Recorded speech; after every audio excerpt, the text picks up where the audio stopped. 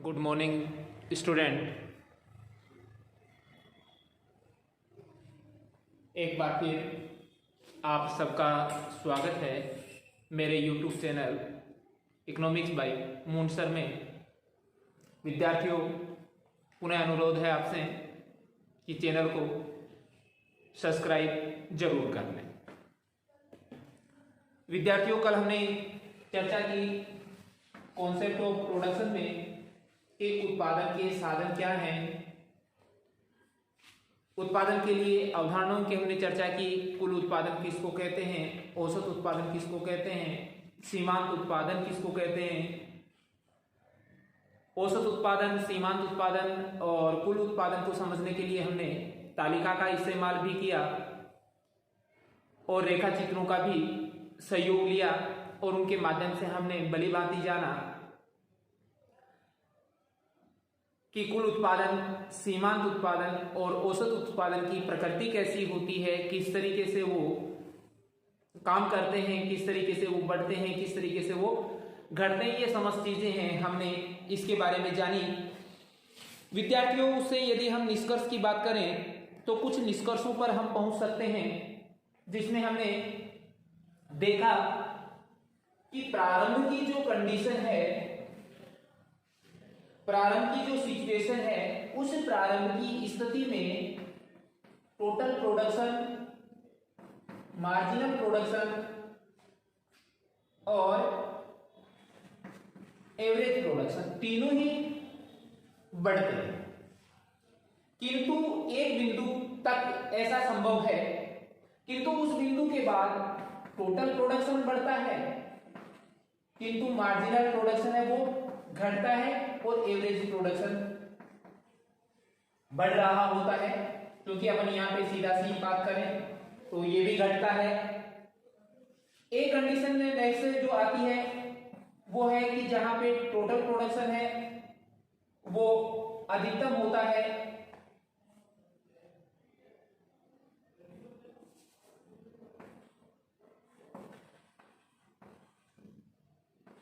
Total production, उस अवस्था में मार्जिनल प्रोडक्शन है वो जीरो होता है किंतु एवरेज प्रोडक्शन है वो घट रहा होता है। एक कंडीशन ये आती है कि जहां टोटल प्रोडक्शन है वो घट रहा होता है तो ये मार्जिनल प्रोडक्शन है वो नेगेटिव हो रहा है और एवरेज प्रोडक्शन है वो घट रहा है किंतु ये पॉजिटिव।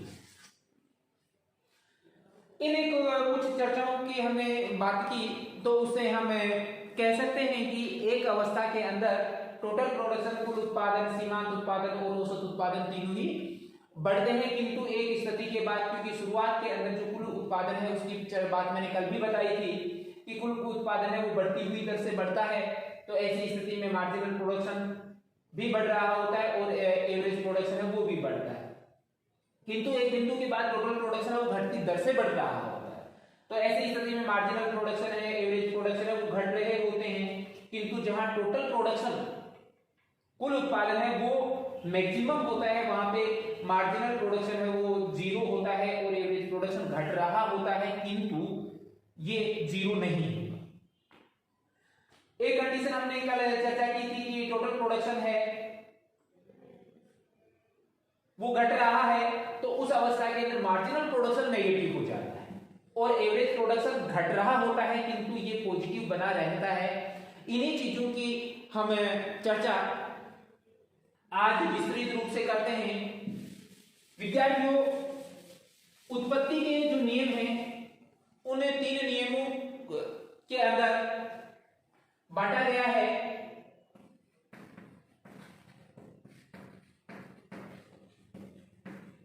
पहला उत्पत्ति वृद्धि नियम, दूसरा है उत्पत्ति ह्रास नियम और तीसरा लेते हैं हम, जो कि यहाँ पे ह्रास की जगह समता नियम, और तीसरा लेते हैं अपन उत्पत्ति ह्रास नियम। विद्यार्थियों, में नियमों की बात यहाँ पे शॉर्टली आपको बताऊंगा। जो कि अपना परंपरागत दृष्टिकोण रहा है उत्पत्ति के नियमों का, जिनके अंदर आधुनिक अर्थशास्त्रियों के द्वारा संशोधन किया गया।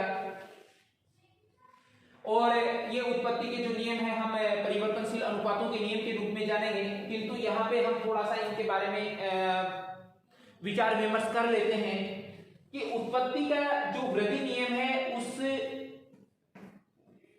नियम का जो लागू होता है वो उस अवस्था में कहलाता है जब टोटल प्रोडक्शन भी बढ़ता है, मार्जिनल प्रोडक्शन भी बढ़ता है और एवरेज प्रोडक्शन भी बढ़ता है। अर्थात वह अवस्था उत्पत्ति वृद्धि नियम की अवस्था कहलाएगी जहां कुल उत्पादन बढ़ती दर से बढ़ता है। इसको ये ध्यान रखें,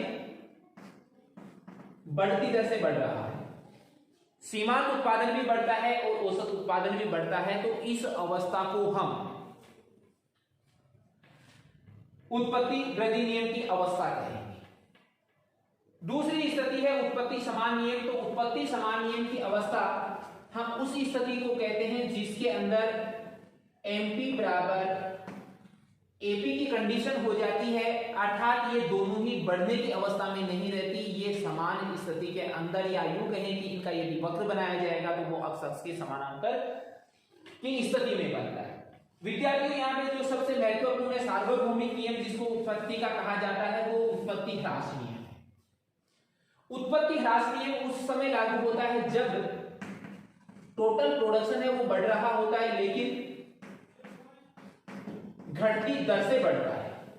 विद्यार्थियों ये ध्यान दें कि यहाँ पे टोटल प्रोडक्शन है वो बढ़ती दर से बढ़ रहा है, यहाँ पे टोटल प्रोडक्शन है वो घटती हुई दर से बढ़ रहा है। मार्जिनल प्रोडक्शन है वो भी घट रहा होता है और एवरेज प्रोडक्शन है वो भी घट रहा होता है।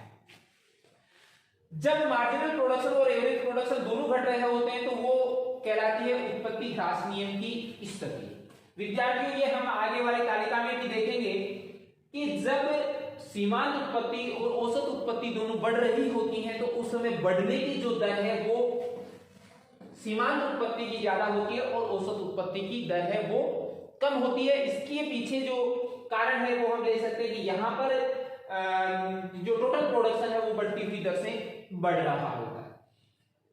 यहाँ पे चूंकि सीमांत उत्पत्ति और औसत उत्पत्ति दोनों ही बराबर है, किंतु थर्ड जो सिचुएशन लेते हैं उत्पत्ति ह्रास नियम की स्थिति, इसके अंदर टोटल प्रोडक्शन घटती हुई दर से बढ़ रहा है किंतु मार्जिनल प्रोडक्शन और एवरेज प्रोडक्शन दोनों घट रहे हैं, किंतु जो घटने की दर है वो मार्जिनल प्रोडक्शन की ज्यादा और एवरेज प्रोडक्शन की कम होती है और इसकी ज्यादा होती है। इसलिए इनकी यदि वक्रों का निर्माण भी किया जाए तो मार्जिनल प्रोडक्शन का वक्र नीचे स्थित होता है जबकि एवरेज प्रोडक्शन का वक्र यहाँ पे ऊपर स्थित होता है। यहाँ पे हम देखें तो मार्जिनल प्रोडक्शन का जो वक्र है वो ऊपर स्थित होता है और एवरेज प्रोडक्शन का वक्र है वो नीचे स्थित होता है। विद्यार्थियों, उत्पत्ति ह्रास नियम अपने को कहता है कि यदि कोई परिवर्तनशील साधन जो हम ले रहे हैं उस परिवर्तनशील साधन की इकाइयों को यदि एक सीमा के बाद भी बढ़ाया जाता है तो ऐसी स्थिति में उस परिवर्तनशील साधन से मिलने वाली सीमांत उत्पत्ति घटती हुई प्राप्त होती। विद्यार्थियों, ये क्वेश्चन क्योंकि परीक्षा में भी पूछा जा सकता है कि उत्पत्ति ह्रास नियम किसे कहते हैं, तो उत्पत्ति ह्रास नियम की अवस्था हम उस स्थिति को कहते हैं जिसमें एक बिंदु के बाद या एक स्थिति के बाद परिवर्तनशील साधन की मात्रा को बढ़ाने पर उस साधन से मिलने वाली सीमांत उत्पत्ति की मात्रा घटती हुई प्राप्त होती है, तो उस अवस्था को हम कहेंगे उत्पत्ति ह्रास नियम या सीमांत उत्पत्ति ह्रास नियम भी इसको कहा जाता है। अब विद्यार्थियों हम बात करते हैं इसके मूल नियम की जिसका अध्ययन अपने को करना है और ये परीक्षा की दृष्टि से भी महत्वपूर्ण टॉपिक आपके लिए है, जिसमें से 6 नंबर का क्वेश्चन भी आपसे पूछा जा सकता है, 4 नंबर का क्वेश्चन भी आपसे पूछा जा सकता है और 2 नंबर का क्वेश्चन भी पूछा जा सकता है। छोटी चीज इसमें से पूछ ली जाएगी 2 नंबर में आ जाएगी और पूरा यदि पूछ लिया जाएगा 6 नंबर का क्वेश्चन भी ये बन जाता है। इसकी हम बात करें परिवर्तनशील अनुपातों का नियम क्या है।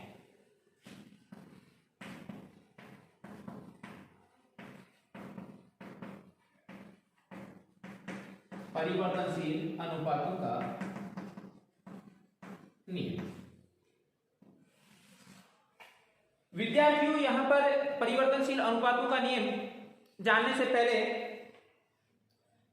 हम कुछ परिवर्तनशील अनुपातों के नियम की मान्यताओं पर विचार करते हैं। पहली मान्यता हम इसमें लेते हैं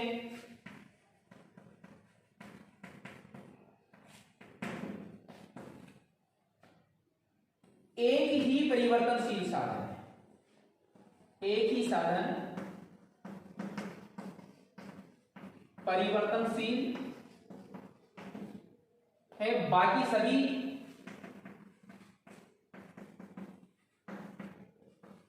स्थिर। केवल हम इस सिद्धांत का अध्ययन करेंगे तो केवल एक साधन को अपन परिवर्तनशील मानेंगे, इसके अलावा कोई भी साधन है वो परिवर्तनशील साधन नहीं होगा। और इस परिवर्तनशील साधन के कारण अनुपात में परिवर्तन होगा।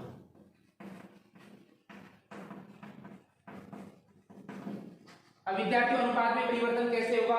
तो देखिए, स्थिर साधन को मान रहे हैं एक है, तो स्थिर साधन हमेशा एक ही रहना है। यदि परिवर्तनशील साधन है 0 है, तो यहां पे अनुपात की बात करेंगे तो 1:0 हो गया। यहां पे 1 से 2 कर दिए, 0 से 1 किया तो अनुपात हो गया 1:1।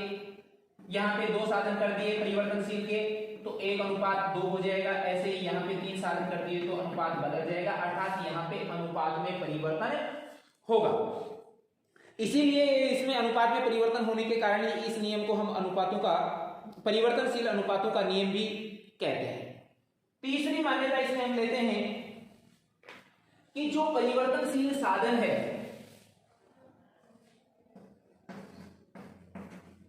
परिवर्तनशील साधन की सभी इकाइयां समरूप हैं। समरूप का मतलब है एक समान है, उनमें किसी प्रकार की कोई भिन्नता नहीं है, चाहे वो कार्य की दृष्टि से हम बात करें। अर्थात एक जो साधन है वो जितना काम कर सकता है उतना ही साधन है वो दूसरा भी, उसकी दूसरी इकाई है वो भी उतना ही काम करेगी। चौथी मान्यता हम इसमें लेते हैं तकनीकी है वो स्थिर मान के चलते हैं, यानी तकनीकी में किसी प्रकार का कोई परिवर्तन नहीं होता है। और पांचवी इसकी मान्यता हम ले रहे हैं कि यह नियम केवल और केवल अल्पकाल में लागू होगा,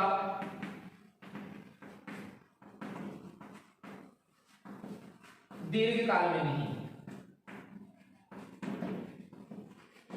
ये कारण आप समझ गए होंगे विद्यार्थियों, कल भी हमने चर्चा की थी कि अल्पकाल है, उसी के अंदर कुछ साधन है उनको कांस्टेंट हम रख सकते हैं और कुछ साधन है वो परिवर्तनशील रह सकते हैं। अर्थात स्थिरता की जो स्थिति है साधनों के अंदर वो केवल अल्पकाल में ही लागू हो सकती है। दीर्घकाल को समयावधि इतनी लंबी होती है कि उसमें किसी साधन को स्थिर रख पाना अपने लिए संभव ही नहीं होता। तो ऐसी स्थिति में यदि किसी साधन को अपन स्थिर रख ही नहीं सकते तो ऐसी स्थिति के अंदर ये नियम है वो भी काम नहीं करेगा। विद्यार्थियों, इस नियम को समझने के लिए हम तालिका और रेखा चित्रों का इस्तेमाल करेंगे और उसी के माध्यम से हम समझेंगे कि परिवर्तनशील अनुपातों का नियम है वो कब, कैसे और किस अवस्था के अंदर काम करता है और किस अवस्था के अंदर काम नहीं करता है। इस नियम को लागू होने के पीछे कुछ कारण भिन्न भिन्न विद्वानों द्वारा बताए गए हैं, जिसमें स्टिगलर भी हैं और जॉन रॉबिन्सन भी हैं। स्टिगलर कहते हैं कि एक जो स्थिर साधन है उसकी एक अतिरिक्त इकाई यदि हम एक बिंदु के बाद यदि हम बढ़ाते हैं तो ऐसी स्थिति में सीमांत उत्पत्ति है उस साधन की वो घटती हुई हमें प्राप्त होती है। अर्थात यूं कहें कि कुल उत्पादन है वो घटती हुई दर से बढ़ता हुआ अपने को प्राप्त होता है। और इसी प्रकार जॉन रॉबिन्सन है, श्रीमती जॉन रॉबिन्सन का भी मानना है कि उत्पत्ति ह्रास नियम अपने को ये बताता है कि एक उत्पत्ति का जो साधन है उसकी मात्रा को स्थिर रखते हुए अन्य साधन की मात्रा में यदि हम वृद्धि करते हैं तो वृद्धि किए गए साधन की सीमांत उत्पत्ति है वो एक बिंदु के बाद घटती हुई हमें प्राप्त होती है। अब विद्यार्थियों इस मूल टॉपिक की हम चर्चा करते हैं परिवर्तनशील अनुपातों के नियम की। तो हमने इसकी मान्यताओं की चर्चा कर ली, ये बात कर ली कि ये जो नियम है वो पूर्ण रूप से अल्पकाल के अंदर ही लागू होता है, दीर्घकाल में ये लागू नहीं होता। दीर्घकाल में पैमाने के प्रतिफल हैं वो लागू होते हैं, अर्थात वहां पे पैमाने में परिवर्तन की हम चर्चा करते हैं। क्योंकि अल्पकाल की स्थिति में हम अनुपातों में परिवर्तन की बात करते हैं, इसलिए इसे परिवर्तनशील अनुपातों का नियम कहा जाता है। अब विद्यार्थियों इसी नियम को समझने के लिए हम सबसे पहले तालिका का निरूपण करते हैं। कल भी हमने एक तालिका यूज की, मैं सेम तालिका वही यूज कर रहा हूं। उस तालिका के अंदर विद्यार्थियों में स्थिर साधन भूमि है, उस भूमि को मैं छोड़ रहा हूं, उसका यूज मैं उस तालिका के अंदर नहीं कर रहा क्योंकि हमने भूमि को स्थिर मान लिया है और उसकी एक स्थिर क्वांटिटी ही हम यूज कर रहे हैं। मैं इसमें श्रम की मात्रा ले रहा हूं जिसको अपन एल के द्वारा व्यक्त कर रहे हैं। दूसरा कॉलम टोटल प्रोडक्शन का ले रहा हूं। तीसरा कॉलम है वो मार्जिनल प्रोडक्शन का है और चौथा कॉलम है वो एवरेज प्रोडक्शन का। अब विद्यार्थियों यहां पर साधनों में जो परिवर्तन होता है, परिवर्तन में परिवर्तनशील साधनों में वो 0 होता है, 0 के बाद 1 होता है, 1 के बाद 2, फिर 3, फिर 4, फिर 5, फिर 6, फिर 7 और ऐसे ही उत्तरोत्तर साधन बढ़ते हैं। अब विद्यार्थी यहाँ पे जैसे जैसे साधन बढ़ रहे हैं, तो मैंने कल बताया था आपको कि प्रारंभ में उत्पत्ति बढ़ती हुई दर से बढ़ती है। अब तालिका आप सेम ये भी रख सकते हो जो मैं बना रहा हूं, और तालिका आप अपनी हिसाब से भी बना सकते हो या अपनी पाठ्य पुस्तक से भी अपन यूज कर सकते हैं। किंतु कुछ जो अपन चर्चा करेंगे यहाँ पे सिद्धांतों की चर्चा करेंगे, कुछ नियमों की बात करेंगे, तो वो नियम है वो इस पे एकदम सटीक बनेंगे, इसलिए मैं इस तालिका को यूज कर रहा हूं। जब परिवर्तनशील साधन 0 लिया गया, टोटल प्रोडक्शन 0 था। जब एक साधन हुआ तो 10 के बराबर अपने को टोटल प्रोडक्शन है वो प्राप्त हुआ। जब 2 साधन अपन ने किए तो टोटल प्रोडक्शन है वो 30 के बराबर प्राप्त हुआ। 3 साधन किए तो अपने को टोटल प्रोडक्शन है वो 60 के बराबर प्राप्त होता है। चौथा साधन अपन यूज करते हैं तो अपने को टोटल प्रोडक्शन है वो 80 के बराबर प्राप्त होता है। 5वां साधन अपन यूज करते हैं तो 90 के बराबर अपने को टोटल प्रोडक्शन प्राप्त होता है। और छठा साधन अपन यूज करते हैं तो बढ़ता नहीं है, ये यहीं पे कांस्टेंट बन जाता है, 90 हो जाता है। किंतु छठे के बाद 7वां अपन लेते हैं तो ये घटना प्रारंभ कर देता है, 80 हो जाता है। फिर 8वां आप यूज करते हो तो ऐसी स्थिति में ये 60 हो जाता है, और 9वां आप यूज करते हो तो ऐसी स्थिति में ये 30 हो जाता है, यानी कि उत्तरोत्तर ये फिर घटना प्रारंभ कर देता है। अब विद्यार्थियों इसी सिचुएशन के अंदर हम कल की जो अवधारणाएं हैं उन अवधारणाओं का यदि इस्तेमाल करें तो उन अवधारणाओं से हम मार्जिनल जो प्रोडक्शन है उस मार्जिनल प्रोडक्शन की स्थिति का आकलन कर सकते हैं। मार्जिनल प्रोडक्शन में हमने देखा, मार्जिनल प्रोडक्शन का सूत्र मैं ऊपर लिख देता हूं कि मार्जिनल प्रोडक्शन इक्वल होता है टोटल प्रोडक्शन में परिवर्तन बटे लेबर या परिवर्तनशील साधन। क्योंकि यहाँ पे मैं श्रम ले रहा हूं तो श्रम के साधन में परिवर्तन हुआ है उस परिवर्तन की मात्रा से है। तो यहां से यहां तक, क्योंकि यहाँ कोई परिवर्तन नहीं है, प्रारंभिक स्थिति थी, यहां से 0 से 1 बढ़ाया इस साधन को तो ये 0 से 10 बढ़ा, तो 10 परिवर्तन हुआ इसके अंदर, और इसमें परिवर्तन 1 का हुआ। तो 10 में आप भाग देंगे 1 का, तो आपको कितना मिलेगा? 10 मिलेगा। इसी प्रकार विद्यार्थियों यहाँ ये 10 से 30 हुआ, तो यहाँ परिवर्तन कितना हुआ? 30 माइनस 10 यानी कि 20 के बराबर। यहाँ परिवर्तन कितना हुआ? 2 माइनस 1, तो 1 के बराबर यानी कि 20 बटे 1, तो ये आपका आएगा 20। इसी प्रकार यहां से यहां तक परिवर्तन 1 हुआ है, और यहां से यहां तक परिवर्तन 30 के बराबर, 30 में 1 का भाग दोगे तो 30 मिलेंगे। इसी प्रकार विद्यार्थियों आगे भी उत्तरोत्तर आप इसमें परिवर्तन ज्ञात करेंगे तो यहाँ पर आपको 20 के बराबर परिवर्तन मिलेगा, यहाँ पे आपको 10 के बराबर, यहाँ 0, यहाँ पे माइनस 10 के बराबर, यहाँ माइनस 20 के बराबर, और यहाँ माइनस 30 के बराबर। सीमांत उत्पत्ति ज्ञात करने के बाद हम निकालते हैं इसमें औसत उत्पत्ति। औसत उत्पत्ति निकालने के लिए कल हमारी अवधारणा में चर्चा हो गई कि कुल जो उत्पादन है उसमें परिवर्तनशील साधन की इकाई का भाग देंगे तो अपने को क्या मिलेगी, औसत उत्पत्ति, यानी एपी बराबर टीपी बटा एल। जीरो में कुछ नहीं मिला, यहां से जीरो मिला, 10 में 1 का भाग दिया आपने को 10 आया, 30 में 2 का भाग दिया आपने तो 15 मिले, 60 में 3 का भाग दिया 20, 80 में 4 का भाग देते हैं तो भी आपको 20 मिलेंगे, 90 में 5 का दोगे तो 18 मिलेंगे, 90 में 6 का दोगे तो विद्यार्थियों 15, 80 में यदि 7 का भाग देते हो तो आपको 11.14,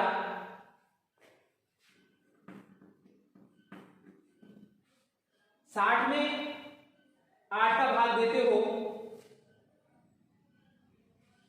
तो आपको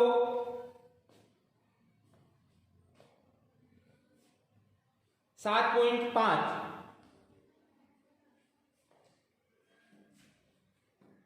प्राप्त होगा, और 30 के अंदर 9 का भाग देते हो तो विद्यार्थियों आपको 3.33 प्राप्त। अब विद्यार्थियों यहां पे जो परिवर्तनशील अनुपातों का नियम है इसके अंदर उत्पादन की 3 अवस्थाएं बताई गई। अब तीनों अवस्थाओं को अपन इस तालिका में देखें तो प्रथम अवस्था तब लागू होती है जब तक कुल उत्पादन है वो बढ़ती हुई दर से बढ़ रहा होता है या बढ़ रहा होता है, किंतु उसके साथ साथ औसत उत्पादन है वो बढ़ रहा होता है, सबसे महत्वपूर्ण पार्ट है। और जिस बिंदु तक औसत उत्पादन बढ़ रहा होता है उस बिंदु तक की अवस्था है वो प्रथम अवस्था कहलाती है। अब विद्यार्थियों प्रथम अवस्था की यदि हम बात करें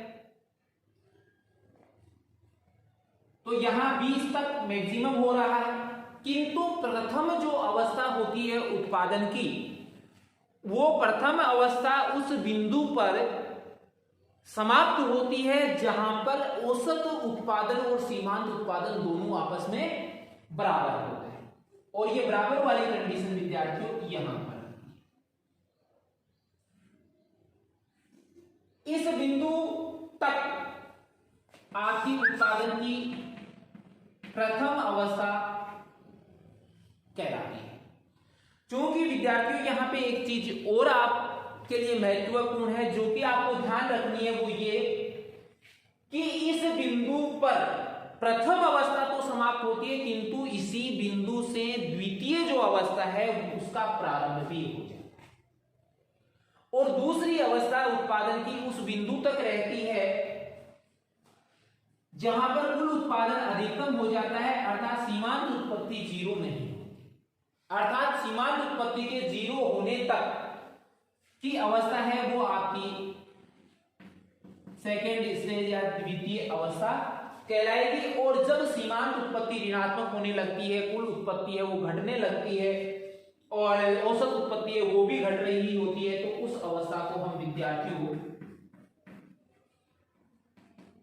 थर्ड स्टेज या तृतीय अवस्था कहेंगे। विद्यार्थियों यहाँ पे तालिका से हमने प्राप्त किया कि प्रथम अवस्था है वो उस स्थिति को कहते हैं जहां तक कि औसत उत्पत्ति है वो बढ़ रही होती है, और औसत उत्पत्ति और सीमांत उत्पत्ति जहां पर बराबर होती है वहां तक की स्थिति को हम क्या कहते हैं, फर्स्ट स्टेज कहते हैं।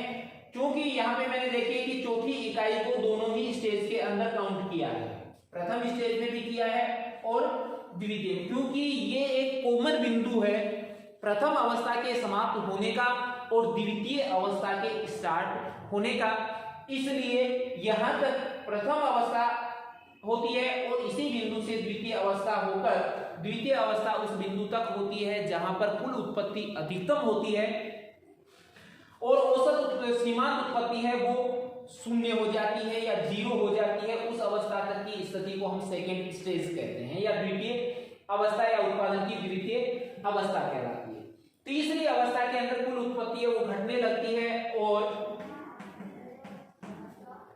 सीमांत उत्पत्ति है वो ऋणात्मकता की स्थिति के अंदर पहुंच जाती है। विद्यार्थियों, तालिका है उसके माध्यम से हमने उत्पादन की तीनों ही अवस्थाओं का अध्ययन किया, तीनों ही अवस्थाओं को हमने देखा। तीनों अवस्थाओं के बारे में जानने के बाद अब हम चर्चा करते हैं नेक्स्ट कंडीशन की कि रेखा चित्र के द्वारा हम इन तीनों अवस्थाओं को कैसे व्यक्त कर सकते हैं। विद्यार्थियों, आप अपनी सुविधा के अकॉर्डिंग यदि जैसे मैं रेखा चित्र बना रहा हूं वैसा ग्राफ पे बनाओगे तो भी आपको ये सारी सिचुएशन है वो बखूबी वैसे की वैसी ही प्राप्त हो जाएंगी।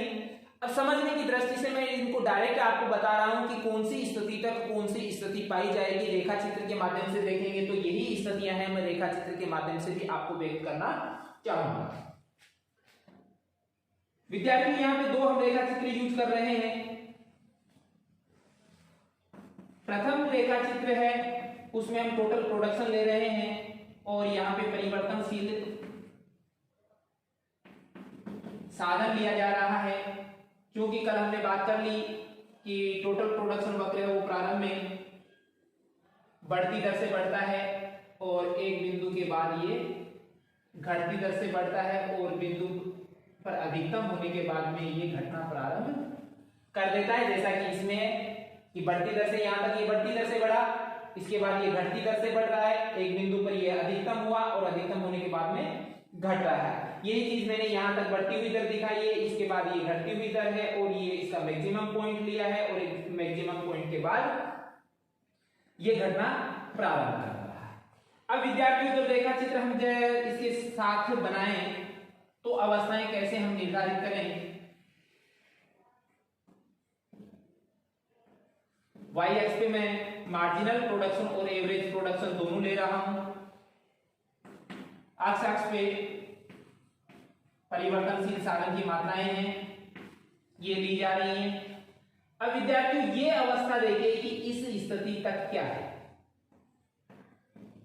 L1 लिया है मैंने, इसी सिचुएशन को यदि हम देखें तो ये कहलाता है मोड़ का बिंदु, टर्निंग पॉइंट प्रोडक्शन के लिए। एक बिंदु में ले रहा हूं, इसको कहते हैं मोड़ का बिंदु। ये अवस्था यहां तक है कि यहां तक बढ़ती दर से बढ़ रहा है, लेकिन इसके बाद जस्ट ये घट रहा है। लेकिन ये चीज नोट करने योग्य है कि जहां जिस बिंदु के बाद टोटल उत्पादन है, टोटल प्रोडक्शन है, वो घटती दर से बढ़ना प्रारंभ करेगा, उस बिंदु पर सीमांत उत्पत्ति अधिकतम होगी, यानी कि सीमांत उत्पत्ति है वो बढ़ रही है। तो विद्यार्थियों, यहां तक सीमांत उत्पत्ति बढ़ती है और ये बिंदु इसके सीमांत उत्पत्ति के मैक्सिमम का बिंदु है कि यहां पे ये अधिकतम हो जाती है। जैसा कि 60 की स्थिति में 30 पर अधिकतम हो गई, इसके बाद ये घटना प्रारंभ कर देती है। किंतु ये घटकर जहां पर अधिकतम होता है प्रोडक्शन, वहां पर सीमांत उत्पत्ति है वो 0 है। यहां पे अधिकतम हुआ 90 स्थिरावस्था के बाद, यहां पे सीमांत उत्पत्ति है वो 0 हो गई, तो ये 0 हो गई और इसके बाद सीमांत उत्पत्ति है वो ऋणात्मक हो जाती है, अर्थात नीचे की ओर चली जाएगी। ये आपका मार्जिनल प्रोडक्शन। अब बात करते हैं औसत उत्पत्ति की। औसत उत्पत्ति है वो सीमांत उत्पत्ति से कम है लेकिन बढ़ रही है। कम है इसका मतलब इसके नीचे ये वक्र आएगा, यहां तक ये बढ़ रही है, किंतु ये इसके बाद भी बढ़ी है या इसके समान बनी हुई है। जहां पर ये एक दूसरे को काटे हुए,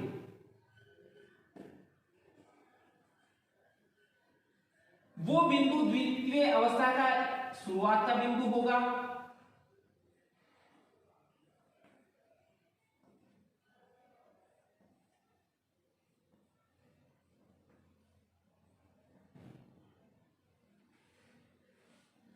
और वहां पर प्रथम अवस्था है वो समाप्त हो रही होगी। इसके बाद ये अधिकतम होने के बाद में ये घटना प्रारंभ कर रही है, किंतु ये घट रही है, किंतु ये जीरो या ऋणात्मक नहीं हो रही है। यानी कि धीरे धीरे यदि अपन आगे बढ़ते चले जाएंगे तो इसके घटने की दर इतनी कम हो जाएगी कि अपने को ये एहसास भी नहीं होगा कि ये घट रही है या अक्ष के समानांतर जा रही है। निरूपण करने के बाद में हमें अवस्थाओं का निर्धारण करें विद्यार्थियों। मैं यहां पे इस बिंदु को बी बिंदु ले रहा हूं,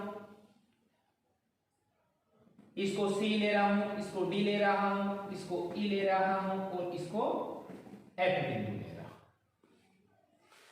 विद्यार्थियों बी बिंदु तक की स्थिति है वो कहलाएगी आपकी फर्स्ट स्टेज की स्थिति, क्योंकि यहां तक औसत उत्पत्ति है वो बढ़ रही होती है। और एक जो उत्पादक होता है, यदि उसके नजरिए की हम बात करें तो एक उत्पादक की रुचि की यदि हम बात करें तो उस उत्पादक की रुचि औसत उत्पत्ति में होती है। और जब तक औसत उत्पत्ति बढ़ रही होती है तब तक वो परिवर्तनशील साधनों के प्रयोग को कम करने का कभी प्रयास नहीं करता और वो साधनों को बढ़ाने का प्रयास करता है। इसलिए उस बिंदु तक की स्थिति को हम कहेंगे फर्स्ट स्टेज। विद्यार्थी जैसे ही औसत उत्पत्ति घटना प्रारंभ कर देती है तो उस वहां से लेकर जहां तक सीमांत उत्पत्ति जीरो नहीं होती, यानी औसत उत्पत्ति घटना स्टार्ट करती है उस बिंदु से लेकर औसत सीमांत उत्पत्ति के जीरो होने तक की जो बीच की अवस्था है वो आपकी कहलाती है सेकेंड स्टेज। और इस बिंदु के बाद इन मैक्सिमम पॉइंट के बाद की स्थिति है वो आपकी कहलाती है थर्ड स्टेज। विद्यार्थियों इसी चीज को यदि हम देखें तो अब अपने सामने समस्या एक पैदा ये होती है कि जब अवस्थाएं तीन हो गई एक उत्पादक के सामने कि उत्पादन की प्रथम अवस्था हो गई, उत्पादन की द्वितीय अवस्था हो गई और उत्पादन की तृतीय अवस्था हो गई, तो ऐसी स्थिति में एक विवेकशील उत्पादक जो है वो उत्पादन किस अवस्था के अंदर करेगा या उत्पादन की उसके लिए विवेकशील अवस्था कौन सी होगी जो कि उसके लिए सर्वाधिक फायदेमंद होगी। तो विद्यार्थियों ये ध्यान दें कि प्रथम अवस्था है उसके अंदर एक जो साधन होता है परिवर्तनशील साधन, उसको प्रारंभ की स्थिति में स्थिर साधनों का भरपूर सहयोग मिल रहा होता है और साधनों का बेहतर से बेहतर वो उपयोग कर रहा है, अर्थात ऐसी स्थिति में उसकी लागतें कम हो रही होती है क्योंकि प्रोडक्शन बहुत तेज गति के साथ इस अवस्था में बढ़ रहा है। जब लागतें कम हो रही है इसका मतलब एक जो उत्पादक होता है उसका प्रॉफिट बढ़ रहा है और यदि वो प्रॉफिट बढ़ रहा है तो इस अवस्था में वो अपने उत्पादन को के जो परिवर्तनशील साधन है उसका प्रयोग करना बंद बिल्कुल भी नहीं करेगा, क्योंकि यहां जब तक औसत उत्पत्ति बढ़ेगी तब तक ये कहा जा सकता है कि एक अतिरिक्त जो साधन लाया गया उसके द्वारा प्रोडक्शन के अंदर अपना सहयोग अतिरिक्त मात्रा में प्राप्त हो रहा है।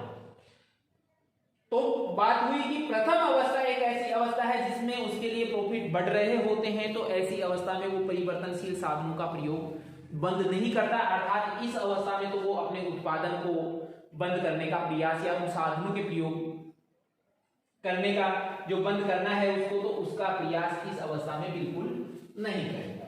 विद्यार्थियों तीसरी अवस्था ऐसी अवस्था है कि जिसके अंदर कोई भी उत्पादक है वो प्रवेश करना ही नहीं चाहेगा। प्रवेश करना इसलिए नहीं चाहेगा कि यहां पर कुल उत्पादन भी घट रहा है, औसत उत्पादन भी घट रहा है और सीमांत उत्पादन तो ऋणात्मक हो गया, अर्थात ये तो पूर्ण रूप से एक उत्पादक की दृष्टि से हानि की स्थिति है उसके लिए, और कोई भी उत्पादक जानबूझ के हानि की स्थिति को प्राप्त करना नहीं चाहेगा, अर्थात तीसरी स्टेज में वो जाएगा नहीं, अर्थात प्रथम स्टेज में वो रुकेगा नहीं, तृतीय स्टेज में वो जाएगा नहीं। तो ऐसी स्थिति के अंदर एक उत्पादक है वो उत्पादन करेगा द्वितीय अवस्था। अब विद्यार्थियों यहां पर इस लेवल तक अपने को इतना ही ध्यान रखना है कि द्वितीय अवस्था के अंदर वो उत्पादन करेगा, क्योंकि वो एक कॉमन पॉइंट डी बिंदु है, वो एक ऐसा बिंदु है जहां पे प्रथम अवस्था समाप्त हो रही है और द्वितीय अवस्था शुरू हो रही है, क्योंकि ये एक बिंदु ऐसा बिंदु है जो कि हमने तालिका में अपनी सुविधा के लिए ऐसा पॉइंट ले लिया कि जहां पे अपने को पता चल रहा है कि यहाँ पे ये दोनों चीज इक्वल हो रही है, लेकिन ये बिंदु ऐसा भी हो सकता है जो इकाइयों के किसी जोड़ के बीच में भी प्राप्त हो सकती है, इसलिए इस बिंदु का किसी उत्पादक को पता नहीं चलता है और वो जैसे ही औसत उत्पत्ति घटना प्रारंभ करती है वैसे ही अपने परिवर्तनशील साधन की मात्रा के प्रयोग को बंद कर देता है। किंतु विद्यार्थियों ये ध्यान दें, आपको इतना ही ध्यान रखना है, लेकिन ये भी एक महत्वपूर्ण पॉइंट है कि इस अवस्था में भी एक जो उत्पादक है वो यहां तक उत्पादन करेगा, परिवर्तनशील साधन का प्रयोग करेगा, या यहां तक प्रयोग करेगा, या यहां तक प्रयोग करेगा, या यहां तक प्रयोग करेगा। बहुत सारी सिचुएशन हो सकती है, तो इसका जवाब आप दे सकते हैं या कह सकते हैं कि इसमें डिपेंड उस चीज पे करेगा कि जो साधन परिवर्तनशील है उस साधन की लागतें कैसी वहन उसको करनी पड़ रही है। यदि वो साधन महंगा है, ज्यादा कॉस्ट उस पर लग रही है, तो ऐसी स्थिति में विद्यार्थियों ये इसका यदि हम दो भाग बना दें कि ये एक आधा भाग इधर कर लिया, आधा भाग इधर कर लिया, तो ये इसके प्रथम अर्ध भाग में ही कहीं ना कहीं अपने परिवर्तनशील साधन की मात्रा को बंद कर देगा, किंतु ये साधन सस्ता होगा। तो ऐसी स्थिति में महंगे साधन की जगह वो इसका इस्तेमाल करना चाहेगा और इसको इसके द्वितीय अर्ध भाग तक इसका प्रयोग जारी रखेगा, उसके प्रयोग को नहीं रोकेगा, क्योंकि वो दूसरे साधन के लिए भी हम जैसे ऐसा रेखा चित्र बनाएंगे तो उसको वो प्रथम अवस्था के अंदर या प्रथम जो इसकी अर्ध भाग है, द्वितीय अवस्था का प्रथम अर्ध भाग है, उसमें उसको रोक देगा तो उसकी जगह अतिरिक्त साधन की जब जरूरत पड़ेगी तो इस साधन को द्वितीय अर्ध भाग तक लेके आएगा। विद्यार्थियों, अपेक्षा करता हूं कि आपने बखूबी इन चीजों को समझा होगा और संभवतः आपकी ये चीजें समझ में भी आई होंगी। यदि इस टॉपिक से रिलेटेड कोई भी समस्याएं आपके सामने आती हैं तो निश्चित रूप से आप मेरे को अवगत करवाएं। मेरे नंबर यहाँ बोर्ड पे लिखे हुए हैं जो आप तक पहुंच भी गए हैं। इसके अलावा भी कोई क्वेरी आपके द्वारा हो तो आप मुझे मैसेज करके अवगत करवा सकते हैं। इसी के साथ ये जो कॉन्सेप्ट ऑफ प्रोडक्शन था ये अध्याय अपना समाप्त हो जाता है। मैं इसी अपेक्षा के साथ कि आप इन सभी अध्यायों को भली भांति पढ़ेंगे, भली भांति इनको करेंगे और इनके जितने भी क्वेश्चंस हैं उनके आंसर्स आप देने के अंदर सक्षम होंगे। और इसके अलावा भी यदि कोई समस्या आती है तो आप मुझे निश्चित रूप से अवगत करवाएंगे। इन्हीं शब्दों के साथ धन्यवाद।